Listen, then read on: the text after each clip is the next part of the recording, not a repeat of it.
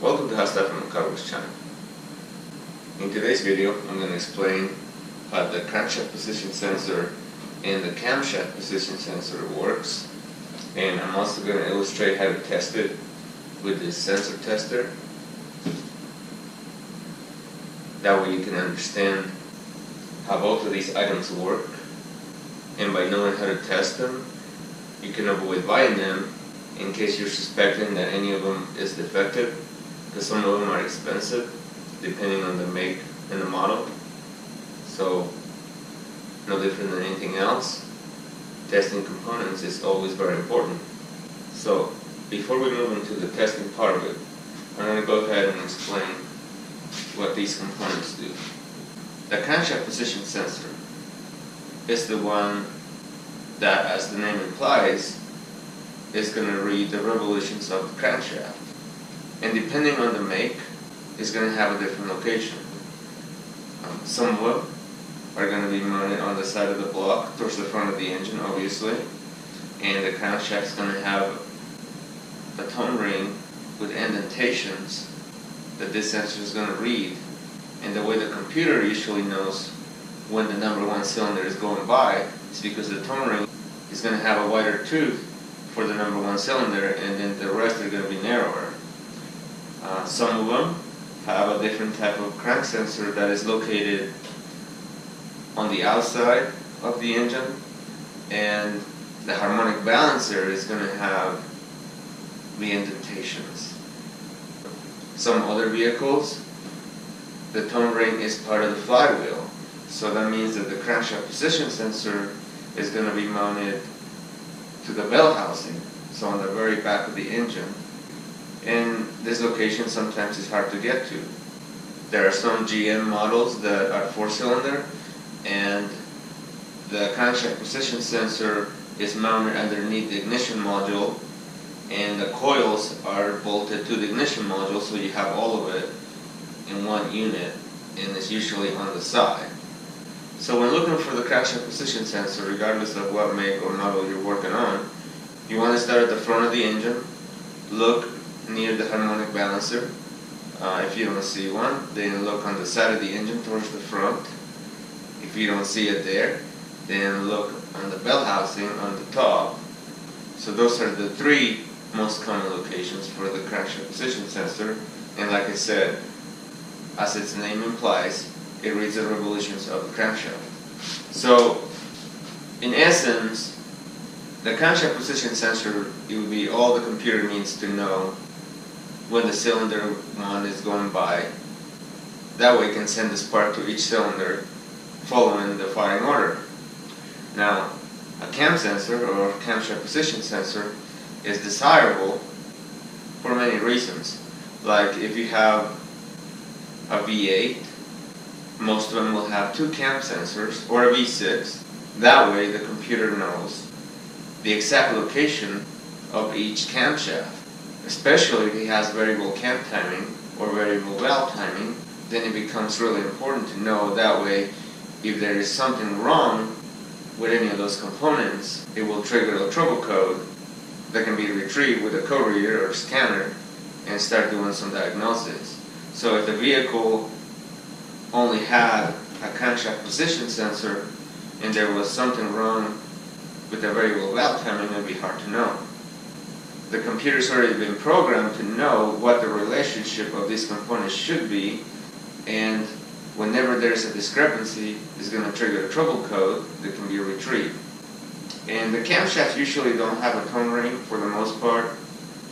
Usually there's just a metal tab on the camshaft sprocket that the cam sensor can read.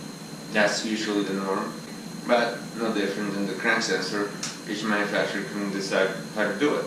So now that we have some understanding of what these components do, we're going to move on to the testing, and I'm going to bring the camera out close. That way you can see it, and if needed, you can test your own sensor. So let's bring the camera out close and let's test these. Okay, so the sensor tester that I'm using is made by Actron. Model number is CP9087. It's been a long time since I bought this sensor tester. I'm not sure if they still make this exact model, but it's very likely that if they don't make this one, they're going to make something similar. So you just have to do some homework.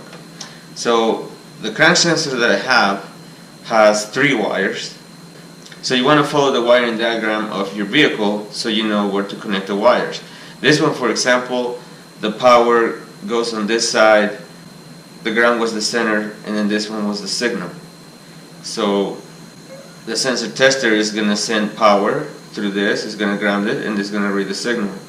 So to test the sensor, I'm going to leave it on frequency and then put it on low right there. And let me put something underneath so you can see it. So let's just use this glove. Set it on. Okay, that should give you a visual. So I'm going to use just the socket, okay, so you can see, look at the lights, and you see how they light up. Look at these two right here. Every time the socket goes by, those lights light up, and that's exactly how it would operate, except that it would be happening extremely fast with the engine operating.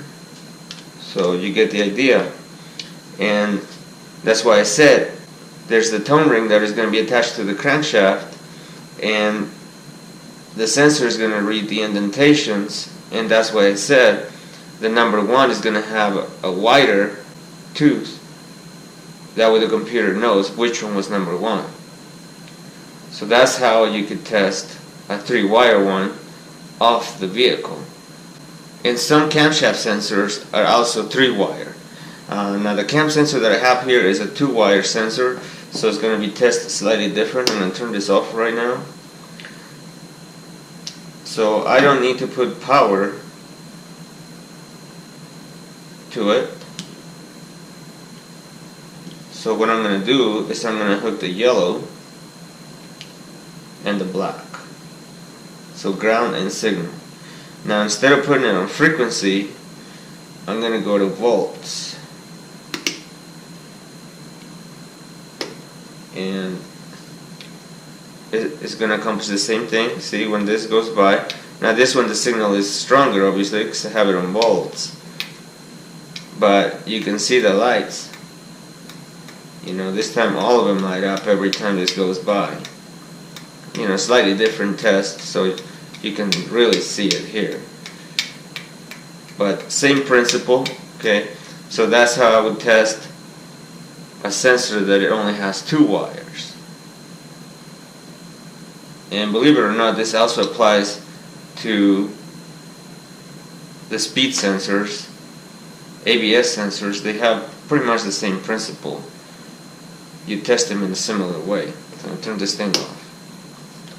So this is where you see the 3 wires.